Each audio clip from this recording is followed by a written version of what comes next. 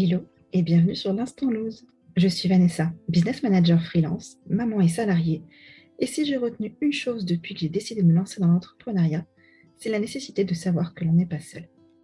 Alors je t'invite à prendre une boisson chaude, un plaid et à découvrir avec moi tous les 15 jours mes invités. Totalement spontanées, ces interviews sont là pour t'aider et t'apporter les ressources dont tu peux avoir besoin pour reprendre le dessus sur tes instants lose. C'est parti! Aujourd'hui, on se retrouve avec Émilie. Je te laisse écouter son histoire en même temps que moi. Hello Émilie, comment ça va? Ça va bien, merci. Bonjour Vanessa. Je suis ravie de t'accueillir sur mon podcast. Puis je suis contente aussi, c'est ma toute première participation. Alors, un peu de stress, mais bon, ça va bien se passer. Mais oui, ça va très bien se passer, j'ai confiance. Donc, j'aimerais bien que tu nous racontes un peu qui tu es, d'où tu viens et quel a été ton gros moment de lose, puisqu'on est sur l'instant lose. Donc je suis Émilie, j'ai 23 ans. Je me suis lancée en tant qu'assistante virtuelle en juillet 2021 et j'ai tout appris en autodidacte parce que j'ai pas pu faire mes études, tout simplement, par manque de fonds. Donc du coup, je reviens de loin, mais fière d'être là où je suis aujourd'hui. Alors, je sais pas si c'est exactement ce que tu appelles la loose, mais je pense que c'est quand j'ai compris que j'avais trop de clientes en même temps et qu'il fallait que je trouve un moyen de m'en sortir. Je valide. Parce que je me suis crue, un peu superwoman, mais en fait pas du tout et j'ai vite déchanté. Mais ouais, j'ai eu la chance, enfin j'ai beaucoup travaillé, puis j'ai eu, quand même un peu de chance aussi d'avoir des clientes très rapidement en m'étant lancée en juillet. En fait, en septembre, j'étais complète. Et je ne sais pas dire non. Donc je continuais à dire oui à d'autres clientes et je me suis retrouvée en mi-octobre à avoir, 10 clientes en même temps, ce qui fait beaucoup quand tu fais de la prestation de service, en longue durée, enfin de façon régulière avec les mêmes clientes. Donc du coup, quand j'ai vu que j'ai enchaîné les boulettes, les oublis, que les clientes me disaient: «Mie, attention, tu as pas fait ça», et j'étais là: «Oui, pardon, je c'est noté pourtant, le pire c'est que c'est noté». Mais bon, et du coup, j'ai tout simplement été honnête envers mes clientes en leur disant que j'en avais trop et qu'il fallait que j'arrête certains contrats. Et du coup, certains se sont arrêtés d'eux-mêmes parce que mes clientes ont décidé d'arrêter. Mais du coup, c'était compliqué à avaler, pour ma fierté, personnelle, de se dire que c'est pas que j'avais pas su gérer alors que j'avais de superbes opportunités, sous les mains. Qu'est-ce que tu as ressenti du coup quand tu t'es rendu compte que déjà tu faisais des erreurs et d'une? De la frustration. Et en fait, j'étais une boule de frustration parce que je savais que j'étais capable, de réaliser la tâche demandée, mais en fait, mon cerveau, il a capté même pas parce que j'avais d'autres choses, entre guillemets, «plus importantes», pour d'autres clientes, et du coup, toutes les petites missions, passaient à la trappe et c'était très compliqué à gérer pour moi parce que je n'aime pas décevoir les gens avec qui je travaille. J'aime avoir que les choses soient bien faites et du coup, j'étais frustrée de pas réussir à tout gérer. Et qu'est-ce que tu as ressenti du coup quand tu t'es rendu compte qu'il allait falloir que tu arrêtes des contrats? Alors beaucoup de frustration et de la colère envers moi-même, de pas savoir, m'organiser suffisamment pour tout gérer. En fait, je me suis rendu compte après que c'était pas un problème d'organisation, mais on va dire d'énergie. Parce que j'ai de gros problèmes de sommeil, donc forcément, mon programme, il prend quasiment tous les jours du retard parce que j'arrive pas à me lever à l'heure prévue. Mais ça, c'est un autre sujet. Mais, beaucoup de frustration parce que j'apprécie chacune des clientes avec qui je travaille. Ça m'embête, de couper les contrats entre guillemets, alors que ça se passe bien en fait. La cliente, elle serait, imbuvable, ça me poserait pas de problème, mais vu que c'est pas le cas, c'est compliqué de dire: «Bah, en fait, je suis désolée, j'ai mal évalué ma charge de travail avec toutes mes clientes confondues, il va falloir que j'arrête le contrat». Ça fait mal à «l'ego» entre guillemets parce que ça montre que tu as pas su t'organiser ou que tu as été trop gourmande. Enfin, j'ai eu peur que ça, entre guillemets, que ça ressurgisse sur ma réputation, si je peux dire ça comme ça, et du coup, c'était très compliqué à avaler. Et qu'est-ce que tu as mis en place du coup depuis? J'ai appris à dire non. Difficilement, mais c'est arrivé. Donc ça fait «plaisir» entre guillemets de voir que j'arrive maintenant à m'affirmer un peu plus, même si c'est toujours très dur.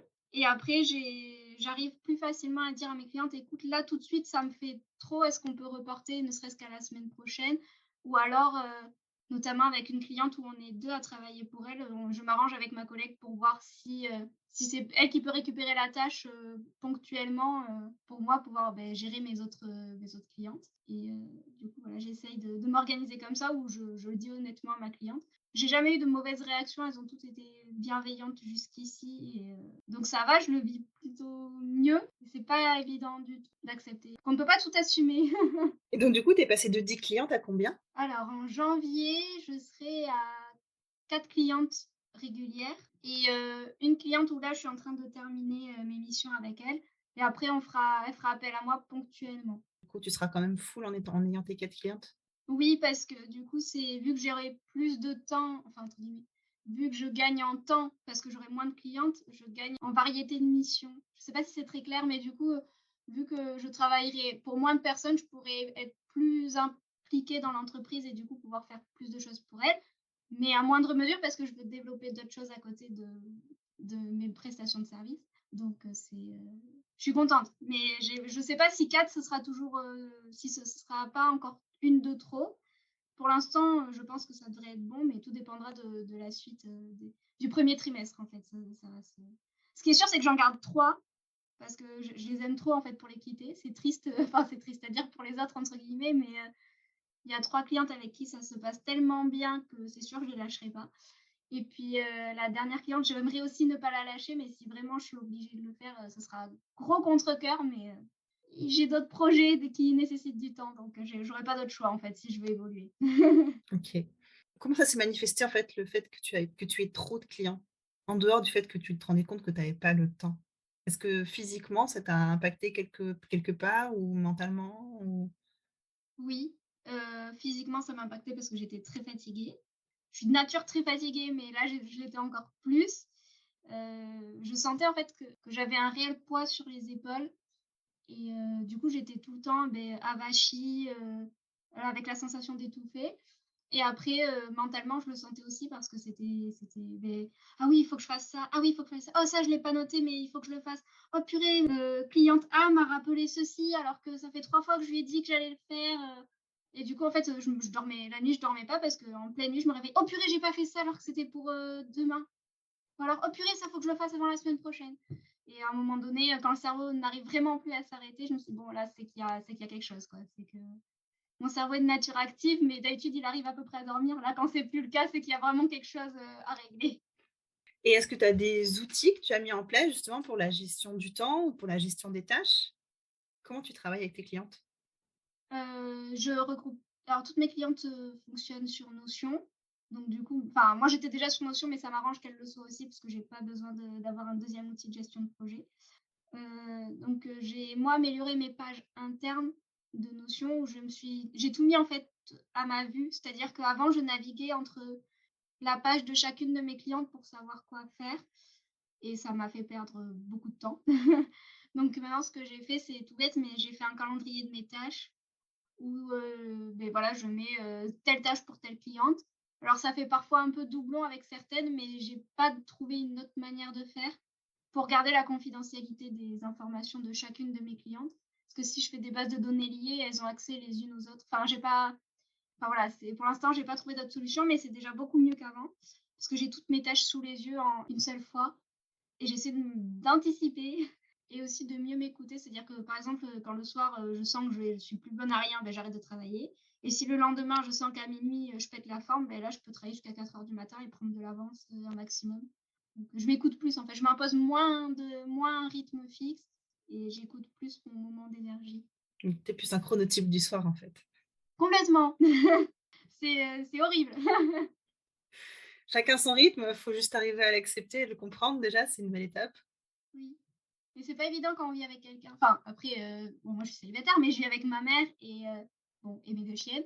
Mais c'est vrai que j'essaie quand même d'avoir un rythme à peu près, classique pour pouvoir, profiter aussi de ma mère et pas trop perturber mes chiennes, mine de rien, parce que si je les promène à 4 heures du matin, les pauvres, elles vont plus rien comprendre. C'est pas évident. Ouais, je comprends ça, je comprends ça. J'ai pas de chienne, mais j'ai 2 enfants, donc ça Bah, fonctionne un peu c'est pareil. aussi chronophage, si ce n'est plus. Financièrement, passer de 10 clientes à 4, est-ce que ça va? Ça va parce qu'en janvier, j'augmente mes tarifs, donc finalement, j'y perds peu.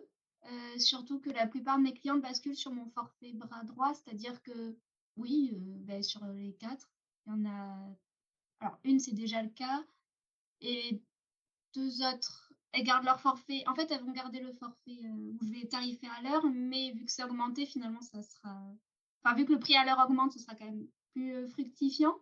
Je sais plus, enfin, ce sera mieux pour moi, quoi. Et après, bah, notamment, vu qu'on tu sais que je travaille avec Justine, Justine, elle va passer sur le forfait bras droit aussi et on est en train de voir pour les tarifs, ensemble, mais dans tous les cas, j'y gagnerai toujours plus, avec 4 clientes qu'avec, 10. puisqu'à côté, ça me permettra de développer d'autres projets qui permettront d'avoir des revenus, entre guillemets, «passifs» de la vente de produits digitaux, donc non, ça va et puis honnêtement, l'argent n'est pas du tout une source de motivation pour moi, ni d'inquiétude. Honnêtement, en toute transparence, tant que j'arrive à me verser 900 € par mois, je suis complètement heureuse parce que ça couvre mes charges, ça me permet de faire un ou 2 petits extras, donc ça va. Franchement, c'est pas ce qui me perturbe le plus, la OK, trésorerie. bah, c'est parfait.